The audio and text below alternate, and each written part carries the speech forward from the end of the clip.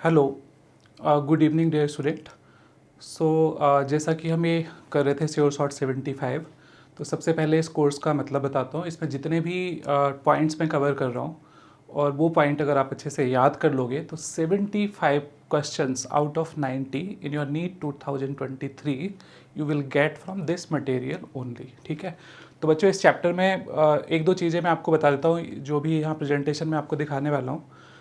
तो एक तो जो इम्पॉर्टेंट पॉइंट है मैंने उनको इस कलर से लिखा हुआ है जो यहाँ पे ब्रांड कलर है। सेकंड चीज़, अगर वो सारे पॉइंट भी आप याद नहीं कर पा रहे हो तो आपको टेंशन लेने की ज़रूरत नहीं है। मैंने वो पॉइंट जो बहुत बहुत इंपॉर्टेंट है उनको ग्रीन कलर से उनके ऊपर स्टार मार्क कर दिया है। तो अगर आपके पास टाइम कम है तो केवल स्टार मार्क्स वाले पॉइंट ही कर लेना है और उससे आपका काम हो जाएगा। और ये जो भी आपका जो क्या कहते हैं ये पीपीटी है, इसको मैं टेलीग्राम पे आप डालूंगा, तो आप वहाँ पे टेलीग्राम से डायरेक्ट इसका पीपीटी भी ले सकते हैं। ठीक है। तो चलो आज का चैप्टर जो हमने लिया है वो लिया है इन्वायरमेंटल इशूज़। तो फाइनली एग्ज़ाम बहुत करीब आ चुका है। आपको डर भी लग रहा होगा, टाइम भी बहुत कम है। तो मैंने टाइम बचाने के लिए ये एफर्ट आपके लिए किया है। मैं जल्दी जल्दी वीडियो डाल रहा हूँ तो आप इनको प्रॉपरली देख लें। अगर आपके पास टाइम कम है तो मैं इसका जो पीडीएफ है वो टेलीग्राम पे डाल रहा हूँ, आप वहाँ से डायरेक्टली पीडीएफ लेके उसे पढ़ सकते हैं। जो इम्पॉर्टेंट पॉइंट्स हैं जो बहुत बहुत इंपॉर्टेंट है उनको ग्रीन कलर से हमने स्टार मार्क किया हुआ है। केवल आप उन्हीं पॉइंट को पढ़ लेंगे तो आपका और भी ज़्यादा टाइम बच सकता है। अगर आपके पास सफिशेंट टाइम है तो सारे के सारे पॉइंट्स आप उससे कवर कर सकते हो। और अगर आप पैसिवली पढ़ना चाहते हो, मतलब मैं यहाँ पे पढ़ाऊँ और आप उसको सुनो, तो ये और भी अच्छा हो सकता है आपके लिए। तो इस वीडियो को एंड तक देखिए। इस चैप्टर से करीब 4 से 5 क्वेश्चन नीट के एग्ज़ाम में आते हैं और वो सारे क्वेश्चन मैंने यहाँ पे कवर किए हैं। तो इसको अच्छे से आप देखिए। ठीक है, चलो आगे बढ़ते हैं। तो जैसा कि इस सीरीज़ का नाम है श्योर शॉट 75, जिसमें मेरा आपसे प्रॉमिस है कि अगर आप इन वीडियोस को फॉलो करोगे तो 90 में से 75 क्वेश्चन आपको इन्हीं में से मिल जाएंगे।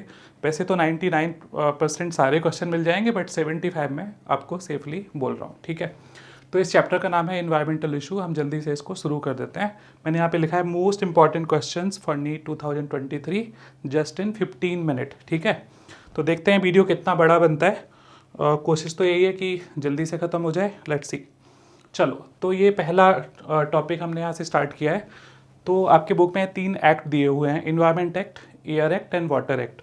मैंने इन सबको एक जगह ही लिख दिया है। ठीक है।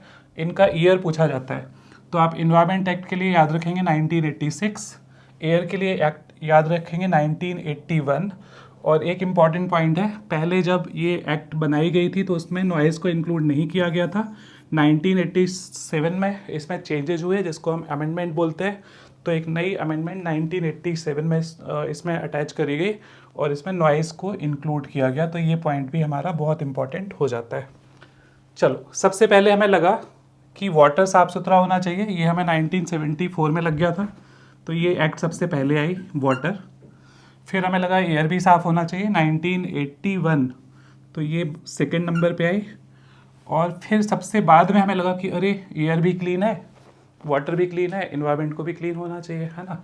तो थर्ड नंबर पे। तो याद रखोगे, कैसे याद रखोगे? सबसे पहले वाटर, फिर एयर, फिर इन्वायरमेंट। ठीक है। 1974, 1981, 1986। Air pollution causes injury to all living organisms, it reduce the growth and yield of the crop, causes premature death in the plant and affect respiratory system। तो ये आपको एयर पॉल्यूशन के कौन कौन से नुकसान हैं इनके बारे में यहाँ पे बताया है। चलो, तो ये पॉइंट बहुत इम्पॉर्टेंट है। ठीक है। जो पॉल्यूटेंट है वो उसकी कितनी कंसंट्रेशन है, अगर हाई कंसंट्रेशन में होगा तो ज़्यादा नुकसान पहुँचाएगा। ड्यूरेशन ऑफ एक्सपोजर, कितने टाइम के लिए वो एनिमल या जो भी प्लांट है उस इन्वायरमेंट के लिए एक्सपोज्ड है, तो ज़्यादा ड्यूरेशन होगा तो ज़्यादा डैमेज करेगा। और थर्ड नंबर पे है यहाँ पे ऑर्गेनिज्म। ऑर्गेनिज्म इसलिए इंपॉर्टेंट है, कुछ ऑर्गेनिज्म ज़्यादा वल्नरेबल हो सकता है उस पर्टिकुलर सेट ऑफ कंडीशन के लिए, तो वो ज़्यादा अफेक्ट होगा। और कुछ ऑर्गेनिज्म ऐसा भी हो सकता है कि उससे कम अफेक्ट हो, तो वो ऑर्गेनिज्म पे भी डिपेंड करेगा। ठीक है। बहुत इंपॉर्टेंट क्वेश्चन आता है आपका इलेक्ट्रोस्टैटिक प्रेसिपिटेटर से।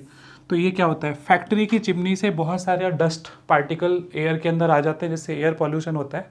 तो उसको कम करने के लिए हम इलेक्ट्रोस्टैटिक प्रेसिपिटेटर का यूज़ करते हैं। इलेक्ट्रोस्टैटिक प्रेसिपिटेटर 99% पार्टिकुलेट मैटर को इससे हटा सकता है। तो सबसे इम्पॉर्टेंट क्वेश्चन यही है इसका कि it removes over 99% of particulate matter. ठीक है, अब दूसरा क्वेश्चन आएगा।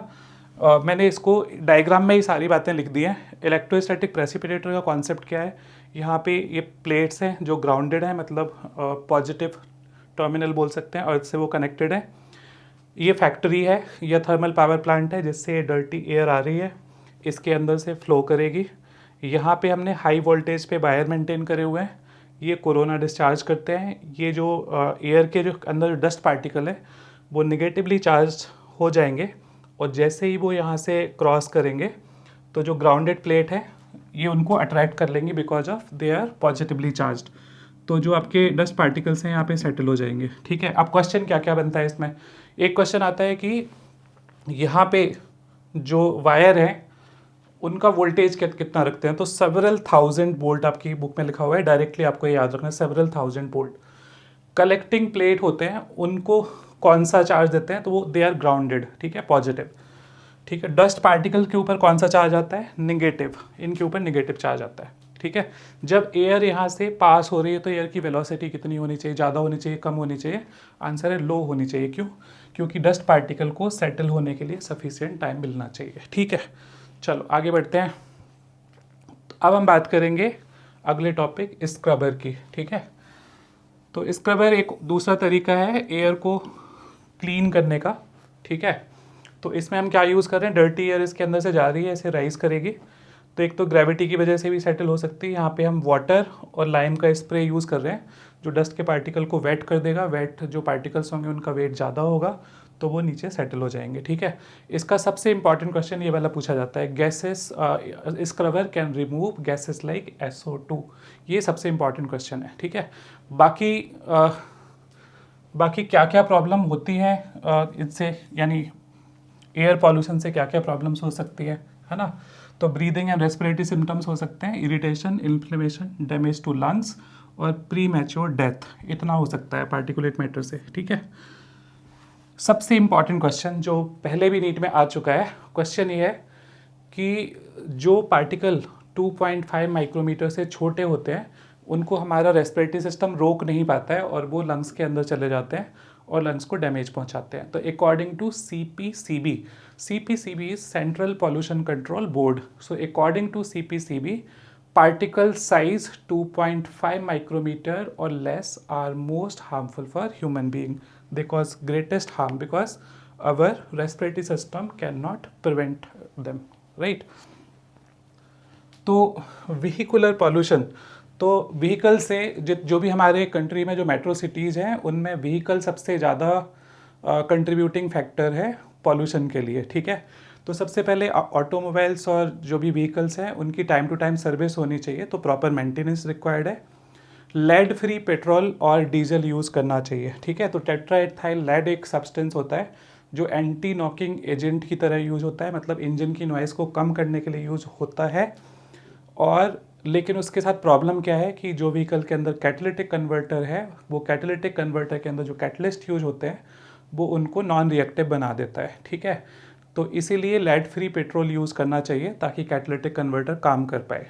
एक बहुत इंपॉर्टेंट क्वेश्चन कैटालिटिक कन्वर्टर का ये आता है कि कैटालिटिक कन्वर्टर में कौन कौन सी मेटल्स यूज होती हैं, तो प्लैटिनम, पैलेडियम एंड रोडियम, ये 3 मेटल, बहुत इंपॉर्टेंट क्वेश्चन है बच्चों। Platinum, palladium and rhodium use होते हैं। ठीक है, कैटालिटिक कन्वर्टर पॉइजनस गैसेस को हटाता है, जो भी व्हीकल के एग्जॉस्ट से जो गैसेस निकल रही हैं उनमें से पॉइजनस गैसेस को हटाता है, और अनबर्न्ड हाइड्रोकार्बन को CO2 वाटर में चेंज कर देता है, again non polluting. Carbon monoxide polluting है, इसको ये CO2 में चेंज कर देता है, non polluting. Nitric oxide acid rain के लिए कंट्रीब्यूट करते हैं, इसकी जगह nitrogen gas, again non polluting. तो इन पॉल्यूटेंट को नॉन पॉल्यूटेंट या नॉन पॉल्यूटिंग गैसेस में चेंज कर देता है। ठीक है, नॉइज़ की हम बात करते हैं। तो जैसा कि बच्चों हमने इसके पहले देखा कि जो नॉइज़ है इसको हमने बाद में इंक्लूड किया था एज अ एयर पॉल्यूशन। तो जो हाई लेवल की जो नॉइज़ होती है, जैसे जेट प्लेन के टेक ऑफ से जो नॉइज़ आती है तो वो नॉइज़ आपके ईयर ड्रम को परमानेंटली डैमेज कर सकती है। तो इसकी वैल्यू क्या होती है, मोर देन 150 डेसिबल, ठीक है। 150 डेसिबल से ज़्यादा का साउंड होगा तो ईयर ड्रम को डैमेज कर देगा। इवन जो लो लेवल की नॉइज़ है, अगर लो लेवल की नॉइज़ भी अगर बहुत लंबे टाइम तक कोई पर्सन लो लेवल की नॉइज़ के लिए एक्सपोज रहता है तो उसकी हियरिंग एबिलिटी भी डैमेज हो सकती है। तो नॉइज़ से कौन कौन सी प्रॉब्लम्स होती हैं, ये बहुत इंपॉर्टेंट पॉइंट है यहाँ पे। Sleeplessness, increased heart rate, Altered breathing pattern और स्ट्रेस, ठीक है। तो ये सारी चीज़ें होती हैं नॉइज़ से। चलो, नॉइज़ को कैसे रिड्यूस करें, तो एक टेक्निक है यहाँ मफलिंग। मफलिंग में हम क्या करते हैं कि रोड के दोनों साइड पेड़ लगा देते हैं। तो इससे क्या होगा कि जो भी साउंड प्रोड्यूस हो रहा है उनको पेड़ उनको फिजिकली स्टॉप कर देगा, उनको रोक लेगा। इसको मफलिंग टेक्निक बोलते हैं। दूसरा, हम बहुत स्ट्रिक्ट लॉज बनाएं और जिसमें हम जो साउंड पोल्यूशन कितने लेवल का कहाँ पे हो सकता है, जैसे हॉस्पिटल्स और स्कूल्स के बाहर हॉर्न फ्री जोन बना देते हैं, या फिर 10 बजे के बाद हमें डीजे वगैरह नहीं चलाना, इस तरह के लॉज बना देते हैं, ठीक है। तो इन सब चीज़ों से हम नॉइज़ पॉल्यूशन को कम कर सकते हैं, ठीक है। अगला इम्पॉर्टेंट पॉइंट है, 1990 में दिल्ली वर्ल्ड का 4th मोस्ट पॉल्यूटेड सिटी था। 41 कंट्रीज़ की लिस्ट थी, उसमें 4th था दिल्ली। इसके बाद सुप्रीम कोर्ट में PIL फाइल करी गई थी, ठीक है। और इसके बाद दिल्ली में जो सारी जो बसेस वगैरह हैं वो CNG में कन्वर्ट हो गए थे, ठीक है। इसकी वजह से कंसिडरेबल चेंज आया है दिल्ली के इन्वायरमेंट में, और यहाँ पे CO2 का लेवल, SO2 का लेवल कंसिडरेबली कम हो गया था, ठीक है। अब हम बात करते हैं कि जो CNG है, CNG बेटर फ्यूल कैसे है, ये क्वेश्चन बहुत बहुत इम्पॉर्टेंट है, ठीक है। तो सबसे इम्पॉर्टेंट बात कि CNG के जलने के बाद कोई वेस्ट मटेरियल नहीं रहता, तो burns most efficiently, very little is left unburned. ये चीप होता है डीजल और पेट्रोल से, इसको चोर नहीं चुरा सकते, सबसे इंपॉर्टेंट बात है ना, क्योंकि ये गैस की फॉर्म में होती है। चोर के पास सोफिस्टिकेटेड डिवाइसेस होने चाहिए इसको चोरी करने के लिए, अनलाइक डीजल और पेट्रोल। और तीसरी इंपॉर्टेंट बात, जैसे जो डीलर्स होते हैं वो महंगे फ्यूल में सस्ता फ्यूल ऐड करके बेच देते हैं, जैसे पेट्रोल के अंदर कैरोसिन ऐड कर देते हैं। तो वो सारी पॉसिबिलिटी गैस के केस में यहाँ पे नहीं है, so it can not be adulterated, ठीक है। यहाँ पे बच्चों मैंने जो स्टार मार्क करा है वो इस पर कि 4th polluted most polluted city थी दिल्ली, ठीक है। CNG पे स्विच करने की सबसे ज़्यादा बड़ी प्रॉब्लम कौन सी थी, तो क्योंकि CNG का ट्रांसपोर्टेशन सिलेंडर्स की फॉर्म में लार्ज लेवल पे करना मुश्किल होता है, तो उसके लिए हमें पाइपलाइंस बिछानी पड़ती है। तो यही एक सबसे बड़ी प्रॉब्लम थी, difficulty of laying down the pipelines, ठीक है। ये क्या होता है, यूरो 2 है ना। पॉल्यूशन को कम करने का एक तरीका, बेसिकली 2 तरीके हैं। एक तो हम इंजन को अपग्रेड करते रहें, इंजन को बेटर बनाएं, ठीक है। दूसरा तरीका होता है फ्यूल को बेटर कर दें। तो कैसे, फ्यूल के अंदर वो चीज़ें जो पॉल्यूशन क्रिएट करती हैं उनका अमाउंट कम कर दें। तो अकॉर्डिंग टू यूरो सेकेंड को हम इंडिया में भारत 2 बोलेंगे।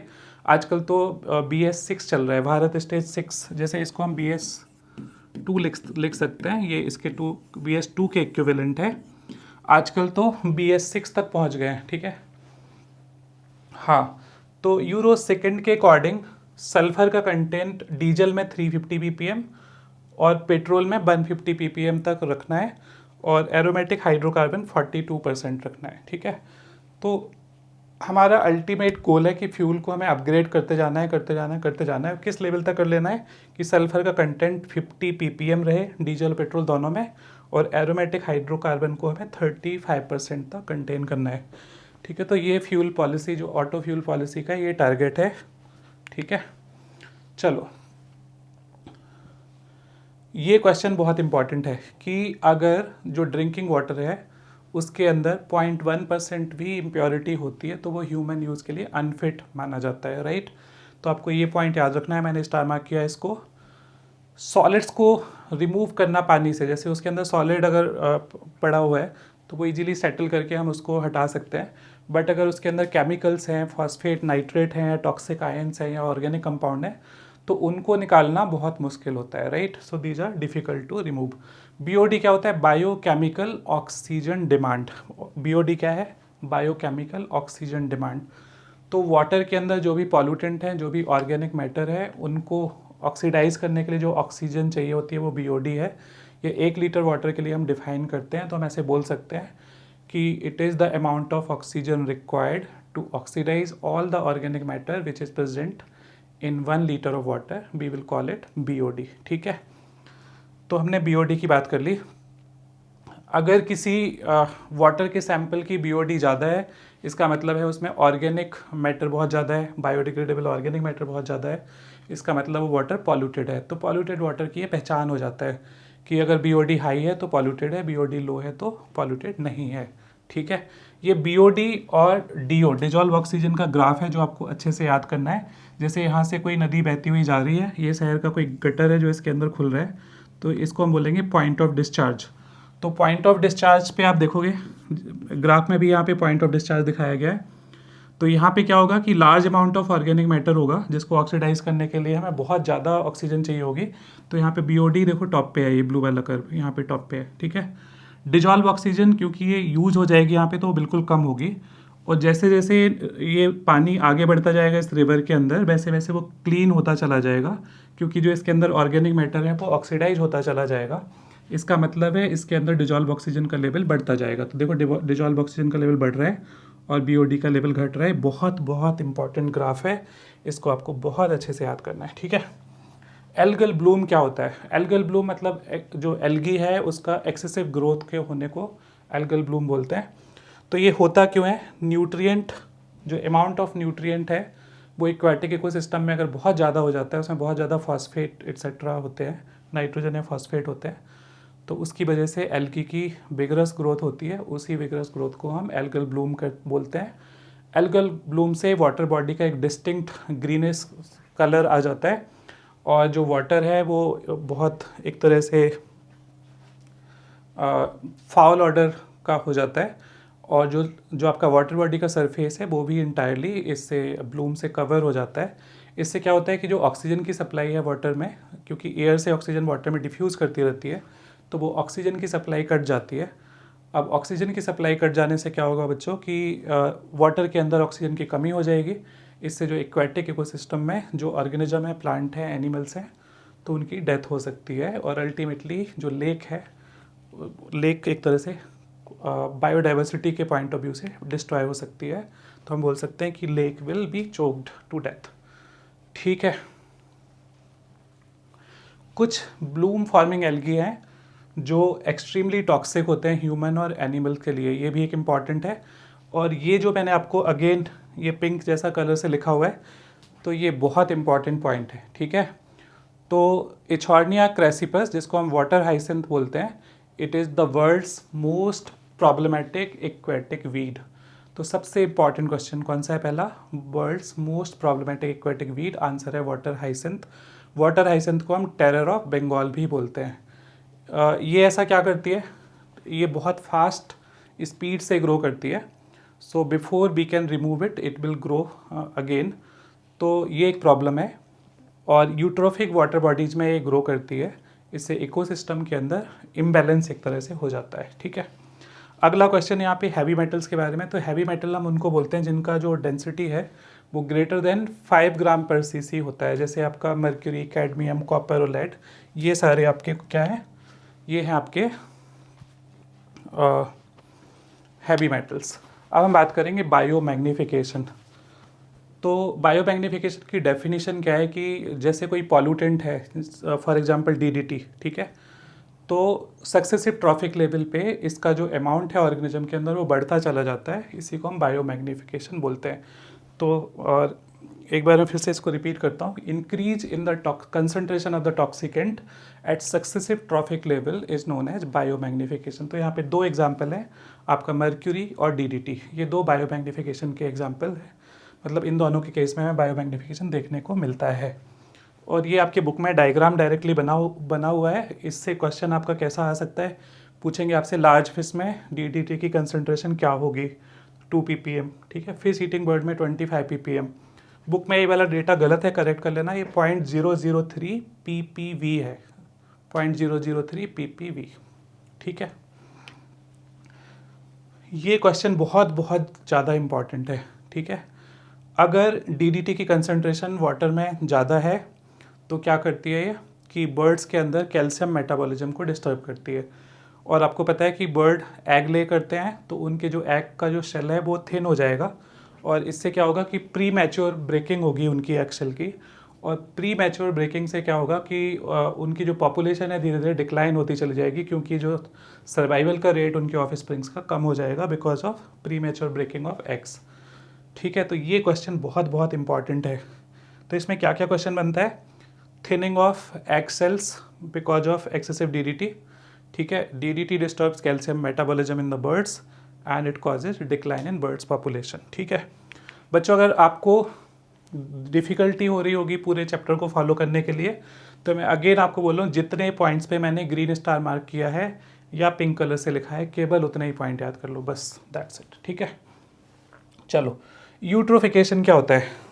यूट्रोफिकेशन को हम बोल सकते हैं nutrient enrichment of water body. तो जो न्यूली फॉर्म्ड वाटर बॉडी होता है उसका पानी ठंडा और क्लियर होता है, उसमें बहुत थोड़ी सी लाइफ होती है। तो मैंने इनको कंपेयर करके यहाँ पे लिखा हुआ है, young lake has cold and clear water, it supports little life. धीरे धीरे क्या होगा इस लेक के अंदर, ठीक है, सॉइल इरोजन एटसेट्रा की वजह से जो नाइट्रोजन और फॉस्फेट या फास्फोरस इकट्ठा होता रहेगा इस लेक के अंदर, तो सॉइल की फर्टिलिटी बढ़ती चली जाएगी, तो प्लांट की ग्रोथ बढ़ेगी, उससे एनिमल की ग्रोथ भी ज़्यादा होगी। और धीरे धीरे through the natural ageing process after thousands years this lake will become an old lake. और ओल्ड लेक में क्या होगा कि जो ऑर्गेनिक रिमेन्स हैं, जो एनिमल और प्लांट जिनकी डेथ हो रही है वो बॉटम में सेटल होते चले जाएंगे, है ना। तो ऑर्गेनिक रिमेन्स के डिपॉजिट्स बन जाएंगे इसके बॉटम में। तो जो लेक है वो शैलो होती चली जाएगी, वार्म होती चली जाएगी। और पहले जब यहाँ पे वाटर कोल्ड था तो कोल्ड वाटर ऑर्गेनिज्म थे, या वार्म वाटर ऑर्गेनिज्म इसमें रहेंगे। इसके बाद large mass of floating plant या बॉग इसके अंदर आ जाएंगे, और धीरे धीरे लेक ख़त्म हो जाएगी और यहाँ पे एक फॉरेस्ट डेवलप हो जाएगा, राइट। कल्चरल और एक्सिलरेटेड यूट्रोफिकेशन, ठीक है। तो पीछे वाले पेज पे हमने पढ़ा है नेचुरल एजिंग के बारे में। इसमें हम पढ़ रहे हैं कि जो ह्यूमन एक्टिविटीज़ की वजह से जो एजिंग है वो कितनी फास्ट हो गई है, किस तरह से हो गई है, ठीक है।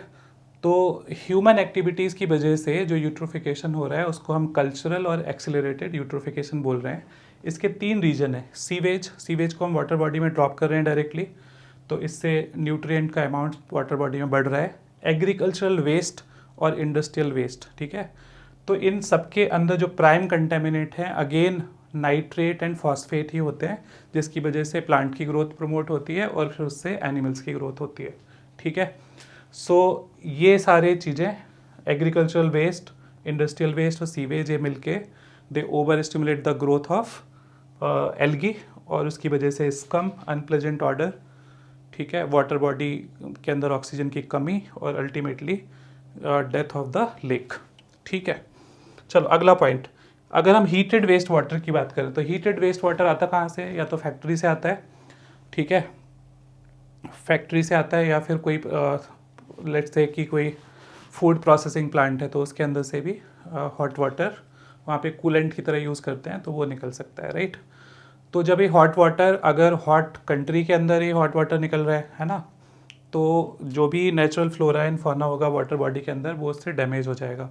लेकिन अगर ये फैक्ट्री कहीं कोल्ड कंट्रीज़ में लगी हुई है तो इससे बेनिफिट हो सकता है, क्योंकि जहाँ पे एक्सट्रीम कोल्ड टेम्परेचर पे लाइफ पॉसिबल नहीं है तो वहाँ का टेम्परेचर थोड़ा सा नॉर्मलाइज हो जाएगा because of this warm water.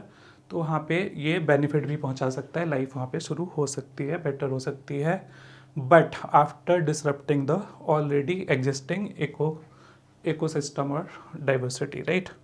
चलो ecosan toilet, ecosan comes from eco for ecological, san for sanitation, ठीक है। सो इकोसेन टॉयलेट, तो एक क्वेश्चन इसमें आता है कि वो हमारे कंट्री के कौन से एरिया में देखने को मिलते हैं, तो केरला एंड श्रीलंका। इकोसेन टॉयलेट का कॉन्सेप्ट क्या है? तो ये ड्राई कंपोस्टिंग पे बेस्ड है। ड्राई कंपोस्टिंग का मतलब है कि हम इसमें वाटर यूज़ नहीं कर रहे हैं, ठीक है। जो भी ह्यूमन एक्सक्रीटा है वो डायरेक्टली कंपोस्ट में कन्वर्ट हो रहा है और उस कंपोस्ट को हम यूज़ कर सकते हैं एज अ मैन्योर, ठीक है। क्या क्या फ़ायदे हैं इसके? ये प्रैक्टिकल है, हाइजेनिक है, इफ़िशियंट है, कॉस्ट इफेक्टिव है, ठीक है। चलो अब हम बात करेंगे ई वेस्ट।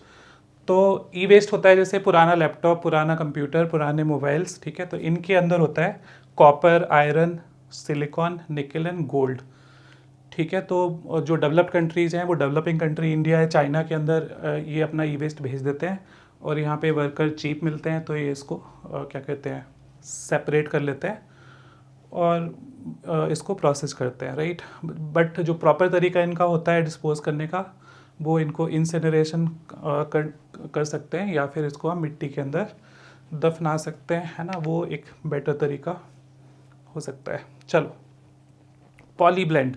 पॉलीब्लेंड एक fine recycled modified plastic powder है और इस पाउडर को बिटुमिन में मिक्स करके रोड बनाने के लिए यूज़ किया गया था। तो यहाँ पे एक अहमद खान है, अहमद खान इज़ फ्रॉम बेंगलोर।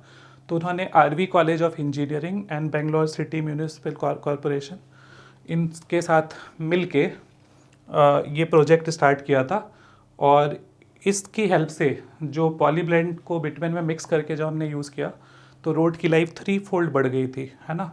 मतलब जो रोड 3 साल में ख़राब होगा वो 9 साल में ख़राब होगा, इस तरह से। इंटीग्रेटेड ऑर्गेनिक फार्मिंग, एक हमने ऑर्गेनिक फार्मिंग का आइडिया पढ़ा है जिसमें क्या होता है कि हम कोई भी केमिकल फर्टिलाइज़र या कोई भी केमिकल क्या कहते हैं, पेस्टिसाइड या इंसेक्टिसाइड हम यूज़ नहीं करते हैं। और इंटीग्रेटेड फार्मिंग, ऑर्गेनिक फार्मिंग एक स्टेप उससे भी आगे है। इसमें हम क्या कर रहे हैं कि हमने बहुत सारे प्रोसेसेस को एक साथ सिस्टम बनाया हुआ है और एक प्रोसेस का वेस्ट दूसरे प्रोसेस के लिए आपका एक तरह से रिसोर्स का काम करता है। तो रमेश चंद डागर एक फार्मर है सोनीपत हरियाणा से, उन्होंने इंटीग्रेटेड ऑर्गेनिक फार्मिंग का जो कॉन्सेप्ट है इसको यूज़ करके अपना एक सिस्टम बनाया हुआ है। तो उन्होंने अपने सिस्टम में beekeeping, dairy management, water harvesting, composting and agriculture ये सारा है। और इन्होंने एक किसान वेलफेयर, हरियाणा किसान वेलफेयर क्लब भी बनाया जिसमें 5000 मेंबर्स हैं, ठीक है। तो जो भी हम न्यूक्लियर रिएक्टर यूज़ कर रहे हैं पावर जनरेशन के लिए, तो उनके अंदर जो भी फिसाइल मटेरियल यूज़ होगा उससे जो वेस्ट जनरेट होगा उसको हम रेडियो एक्टिव वेस्ट बोलेंगे। तो न्यूक्लियर एनर्जी जनरेट जब हम कर रहे हैं तो तब हमारे पास 2 तरह की प्रॉब्लम उसमें है।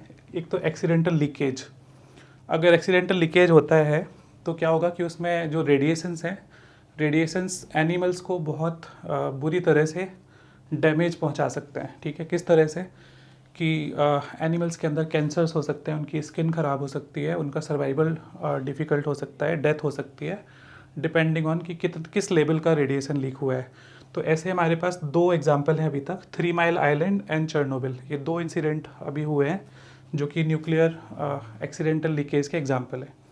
दूसरा प्रॉब्लम है इसके साथ safe disposal of radioactive waste. तो हम इसको डिस्पोज कैसे करेंगे न्यूक्लियर वेस्ट को?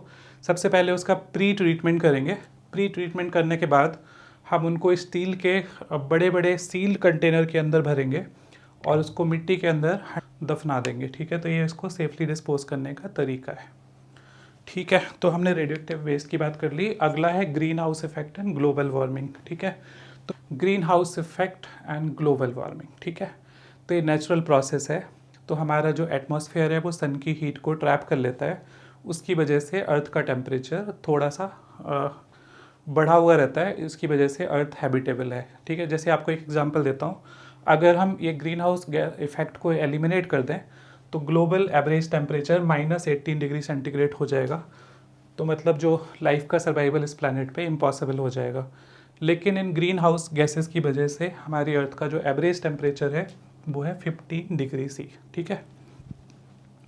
ये मैंने आपको लिखा है कि जो इनकमिंग सोलर रेडिएशन है उसका 1/4 रिफ्लेक्ट हो जाता है, हाफ जो होता है वो अर्थ सरफेस तक आता है, उसका कुछ पार्ट वापस से रिफ्लेक्ट हो जाता है और कुछ पार्ट इसका क्लाउड्स एब्जॉर्ब कर लेते हैं। चलो, ग्रीन हाउस, ये बहुत इंपॉर्टेंट क्वेश्चन है। ग्रीन हाउस में सबसे ज़्यादा कंट्रीब्यूट कौन सी गैस करती है? CO2 60%, मीथेन 20%, CFC 14%, N2O 6%, ठीक है। तो ये आपको याद करना है बहुत अच्छे से। पिछली 1 सेंचुरी में अर्थ का टेम्परेचर 0.6 डिग्री सेंटीग्रेड से बढ़ गया है और ये जो इंक्रीज है मोस्टली इन लास्ट 3 डेकेड में हुआ है। इसकी वजह से ऑड क्लाइमेटिक चेंज हो रहे हैं और इनको हम इवन नीनो इफेक्ट, और कोई कोई इसको अल नीनो भी पढ़ता है तो इसको अल नीनो इफेक्ट हम बोलते हैं। और जो आपको या फिर हम इसको बोल सकते हैं deleterious climatic change, for example increase melting of polar ice और इंक्रीज इन सी लेवल। ये इसके 2 एग्जांपल मैंने आपको यहाँ पे दिए हैं। चलो, ग्लोबल वार्मिंग को कंट्रोल करने के लिए हमें क्या क्या करना चाहिए, ठीक है। फॉसिल फ्यूल से क्या होता है, CO2 निकलती है और CO2 लार्जेस्ट कंट्रीब्यूटर है। तो इसका मतलब है कि फॉसिल फ्यूल की बर्निंग को हम कम करें, मतलब फॉसिल फ्यूल वाले इंजन्स को का यूज़ हम कम कर दें, ठीक है। एनर्जी यूसेज की जो इफ़िशियंसी को इंक्रीज कर दें, मतलब हम कम से कम एनर्जी कंज्यूम करें। रिड्यूस डिफॉरेस्टेशन, पेड़ को काटना बंद कर दें, ट्री को प्लांट करना शुरू कर दें। ह्यूमन पॉपुलेशन का rate of increase of human population को कम कर दें और emission of green house gases को भी कम कर दें। इससे मुझे याद आया, हमने टॉप कर लिया, पता है, India is the most populous country in the world now. हमने चाइना को पीछे छोड़ दिया, देखा पावर इंडिया की। चलो, ओजोन डिप्लीशन की हम बात करते हैं। आपको पता है ओजोन की जो लेयर है स्ट्रेटोस्फेयर में, वो हमें हार्मफुल यूवी रेडिएशन से बचाती है, उसको हम गुड ओजोन बोलते हैं। ओजोन एक पॉइजनस गैस होती है, अगर ये लोअर एटमॉस्फेयर में होगी तो ये पॉइजन की तरह काम करती है, तो उसको हम बैड ओजोन बोलते हैं, ठीक है। ओजोन को डीएनए और प्रोटीन एब्जॉर्ब कर लेते हैं, उससे डीएनए डैमेज हो सकता है, जो उनके अंदर जो बॉन्ड्स हैं वो ब्रेक हो जाते हैं।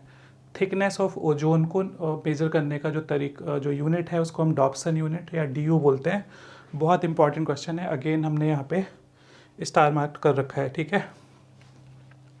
ओजोन का फॉर्मेशन और ओजोन का ब्रेकडाउन ये कंटिन्यूसली होता है नेचुरल प्रोसेस के थ्रू, और इनमें बैलेंस बना रहता है, तो ओजोन की जो लेयर है वो इंटैक्ट रहती है। लेकिन एयर कंडीशनर और फ्रिज के अंदर हम क्लोरोफ्लोरोकार्बन और CFC यूज़ करते हैं।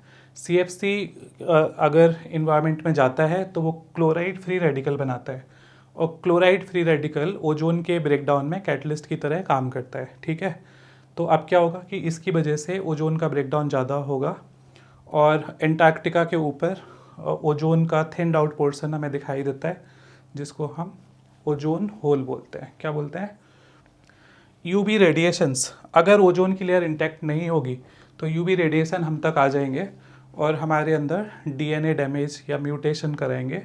इसके अलावा हमारी आई की जो कॉर्निया है वो प्रेफरेंशियली UVB रेडिएशन को एब्जॉर्ब करती है, और उसकी वजह से एक डिसीज़ हो जाती है स्नो ब्लाइंडनेस, और कैटरेक्ट भी हो सकता है, ठीक है। स्नो ब्लाइंडनेस में क्या होता है? इन्फ्लेमेशन ऑफ कॉर्निया, ठीक है, क्योंकि जो कॉर्निया है वो प्रेफरेंशियली UVB रेडिएशन को एब्जॉर्ब करता है। अगला पॉइंट है मॉन्ट्रियल प्रोटोकॉल। मॉन्ट्रियल एक सिटी का नाम है कनाडा में, तो Montreal protocol was signed in Canada, ठीक। कब साइन हुई थी? 1987, ईयर याद रखना है, and it is effective from 1989, ठीक है। तो एजेंडा क्या था इस प्रोटोकॉल का? वर्ल्ड के बहुत सारे कंट्रीज एक साथ यहाँ पे आए थे, उन्होंने डिसाइड किया था कि हम ओजोन डिप्लेटिंग सब्सटेंस का जो प्रोडक्शन है उसको कम करेंगे, ठीक है। तो यहाँ पे सेपरेट रोड मैप बनाए गए, मतलब जो डेवलप्ड कंट्रीज़ के लिए अलग गाइडलाइंस थी, डेवलपिंग कंट्रीज़ के लिए अलग गाइडलाइंस थी, ठीक है। याद हो जाएगा आपको बच्चों। ये स्टेटमेंट मैंने ऊपर लिखा है, क्या स्टेटमेंट है? Waterlogging and soil salinity came after green revolution, ठीक है। ग्रीन रेवोल्यूशन के बाद waterlogging and soil salinity आई है, ठीक है। डिफॉरेस्टेशन, सबको पता है पेड़ को काटने को डिफॉरेस्टेशन बोलते हैं। तो almost 40% forest has been lost in tropics and 1% in temperate. As it is आपको डेटा याद रखना है, मैंने अंडरलाइन किया है 40% एंड 1%, ठीक है। Forest policy of India, India की फॉरेस्ट पॉलिसी के अकॉर्डिंग जो आपके प्लेन्स हैं, ठीक है, उनमें 33% फॉरेस्ट कवर होना चाहिए, और हिली एरियाज में 67% फॉरेस्ट कवर होना चाहिए। लेकिन अभी जो हमारा फॉरेस्ट कवर है वो 19.4% है। बिगनिंग ऑफ 20th सेंचुरी में जो फॉरेस्ट कवर था वो 30% था, ठीक है। तो आप देख सकते हो कितने परसेंट, ऑलमोस्ट 10.6% फॉरेस्ट हमारा कट चुका है लास्ट 100 ईयर्स में, 100 साल में, ठीक है। स्लैश एंड बर्न एग्रीकल्चर, ये जो प्रैक्टिस है नॉर्थ ईस्टर्न स्टेट में फॉलो होती है। इसमें क्या होता है कि जो रिकवरी टाइम है वो नहीं दिया जाता है, तो रिकवरी टाइम ना होने की वजह से डिफॉरेस्टेशन कॉज करता है ये ओवरऑल, ठीक है। डिफॉरेस्टेशन के क्या कॉन्सिक्वेंसेस हैं? CO2 कंसनट्रेशन बढ़ जाएगी, बायोडाइवर्सिटी कम होती चली जाएगी हैबिटेट लॉस और फ्रेगमेंटेशन से, जो हाइड्रोलॉजिकल साइकिल है जो रेन का और जो साइकिल है वो डिस्टर्ब हो जाएगा, सॉइल इरोजन होगा, डिफॉरेस्टेशन होगा। ठीक है। Amrita Devi Bishnoi wildlife protection award, government of India ये अवार्ड देती है। ये उन इंडिविजुअल को ये अवार्ड दिया जाता है जो नेचर या इन्वायरमेंट को प्रोटेक्ट करने में एक्स्ट्राऑर्डिनरी करेज या डेडिकेशन दिखाते हैं। ठीक है। चिपको मूवमेंट गढ़वाल हिमालय में हुआ था 1974। ठीक है। इसको हग द ट्री मूवमेंट भी बोल सकते हैं, चिपको मूवमेंट। जॉइंट फॉरेस्ट मैनेजमेंट एक गवर्नमेंट की पॉलिसी है, 1980s में स्टार्ट हुई, जिसमें पब्लिक गवर्नमेंट के साथ मिल के एक फॉरेस्ट को प्रोटेक्ट करती है।